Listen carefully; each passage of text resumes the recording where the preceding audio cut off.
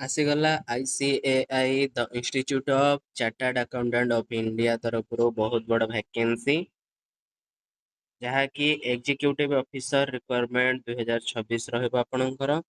Salary ରହିଯିବ ଆପଣଙ୍କର 16 ଲକ୍ଷ ଟଙ୍କା ବର୍ଷକ ହିସାବରେ।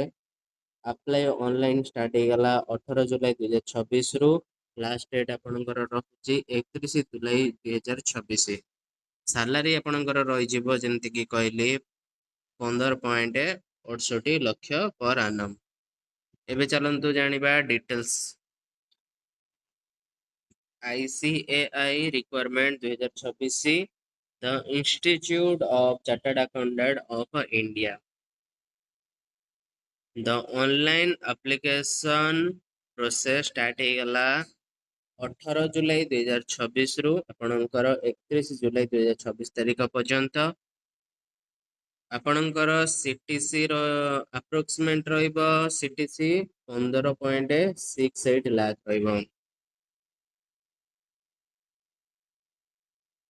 ଆପଣଙ୍କର ପୋଷ୍ଟ ରହିବ ଯେ ଦ ଇନଷ୍ଟିଚ୍ୟୁଟ୍ ଅଫ୍ ଚାର୍ଟାର୍ଡ ଆକାଉଣ୍ଟର ଏକ୍ଜିକ୍ୟୁଟିଭ୍ ଅଫିସର ଆପଣଙ୍କର ପୋଷ୍ଟ ରହିବ। ନମ୍ବର ଅଫ୍ ଭ୍ୟାକେନ୍ସି ରହିବ 50। ଯିଏ କ୍ୱାଲିଫିକେସନ୍ ଯାହାର ଥିବ ଚାର୍ଟାର୍ଡ ଆକାଉଣ୍ଟାଣ୍ଟ ସେ ଆରାମସେ ଆପ୍ଲାଏ କରିପାରିବ। ବହୁତ ଭଲ ସୁଯୋଗ ଏଇଟା ଆପଣଙ୍କ ପାଇଁ। ଅନଲାଇନ୍ ମୋଡ଼ରେ ଆପଣଙ୍କର ଆପ୍ଲିକେସନ୍ ରହିବ। ଜବ୍ ଲୋକେସନ୍ ରହିବ ଅଲ୍ ଓଭର ଇଣ୍ଡିଆରେ। ଚାଲନ୍ତୁ ଜାଣିବା ଡେଟ୍, ଷ୍ଟାର୍ଟିଂ ଡେଟ୍ ଆଉ ଲାଷ୍ଟ ଡେଟ୍ କେବେ ରହୁଛି। 18 ଜୁଲାଇ 2026 ଆପଣଙ୍କର ରହିବ ଷ୍ଟାର୍ଟ ଡେଟ୍, ଆଉ 31 ଜୁଲାଇ 2026 ଆପଣଙ୍କର ଏଣ୍ଡ ଡେଟ୍ ରହିବ। ସବୁ କାଟାଗୋରୀର ପିଲାମାନଙ୍କ ପାଇଁ ଆପ୍ଲିକେସନ୍ ଫିସ୍ ମାତ୍ର 500 ଟଙ୍କା ରଖାଯାଇଛି। ଏହା ଅନଲାଇନ୍ ମୋଡ଼ରେ ଆପଣ ଗୁଗୁଲ୍ ପେ କିମ୍ବା UPI, ଫୋନ୍ ପେ ମାଧ୍ୟମରେ ଆପଣ କରିପାରିବେ। ନମ୍ବର ଅଫ୍ ଭ୍ୟାକେନ୍ସି ଯେମିତିକି କହିଲି 50ଟା ରହୁଛି।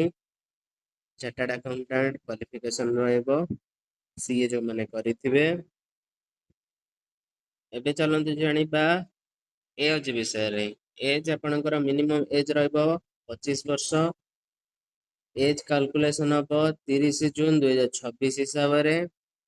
ଏଜ୍ ରିଲାକ୍ସେସନ୍ ଆପ୍ଲିକେବଲ୍ ରହିବ ICAI ରୁଲ୍ ଅନୁସାରେ। ଯୋଉଟାକେ ପସିବୁଲ୍ ଯୋଉଥିରେ ରହିପାରିବ ସେଇଥିରେ ହିସାବରେ ଆପଣଙ୍କୁ ଏଜ୍ ରିଲାକ୍ସେସନ୍ ମିଳିଯିବ।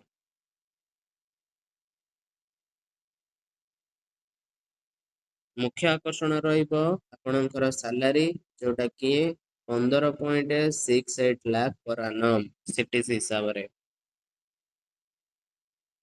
ଆପଣଙ୍କର ଅଫିସର ରିକ୍ୱାରମେଣ୍ଟ ଯୋଉଟା ରହୁଛି selection process is expected to included ଆପଣଙ୍କର ଆସିଯିବ ଅଫିସ୍ ଥ୍ରୁରେ ଆପଣଙ୍କର ଏଇଟା ଜଏନିଂଟା ହିଁ ରହିପାରିବ। ଯଦି ଭିଡ଼ିଓଟା ଭଲ ଲାଗିଥିବ ତାହେଲେ ଲାଇକ୍, ସେୟାର, ସବସ୍କ୍ରାଇବ୍ କରିବାକୁ ଭୁଲିବେ ନାହିଁ। ରହୁଛି, ଜୟ ଜଗନ୍ନାଥ।